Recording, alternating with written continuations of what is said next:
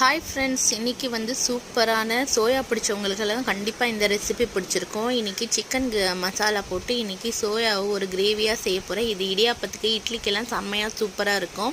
இன்றைக்கி நியூட்ரிச் சோயா தான் நான் எடுத்து அதை வந்து ஒரு அரை ஹவர் வந்து தண்ணியில் சோக் பண்ணி நல்லா 2-3 தண்ணியால் கழுவிட்டு இஞ்சி பூண்டு பேஸ்ட்டு, வெங்காயம், தக்காளி, பச்சை மிளகாய் எல்லாம் போட்டு நல்லா வதக்கி இந்த சோயா அதையும் போட்டு அதை கிண்டிட்டு அதை கூட சிக்கன் மசாலா நீங்கள் எந்த பிராண்டு எந்த ஃப்ளேவராக இல்லை ஹோம்மேடாக இருந்தால் கூட பரவாயில்ல, எல்லாம் போட்டு நல்லா கிளறி நல்லா பெரட்டி எடுத்து சும்மா ஒரு கிளாஸ் தண்ணி போட்டு ஒரு 2 விசில் போட்டு எடுத்திங்கன்னா சூப்பரான நம்ம சோயா சிக்கன் கிரேவி ரெடி ஆகிடுச்சுங்க. யாரெல்லாம் இந்த மாதிரி ட்ரை பண்ணியிருக்கீங்கன்னு சொல்லி எனக்கு கமெண்ட் பண்ணி சொல்லுங்கள்.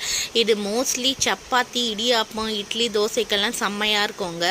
சூப்பராக இருக்கும். ட்ரை பண்ணி பாருங்கள். யாரெல்லாம் ட்ரை பண்ணிக்கிறீங்கன்னு எனக்கு மெசேஜ் பண்ணி சொல்லுங்கள், கமெண்ட் பண்ணி சொல்லுங்கள். Okay friends.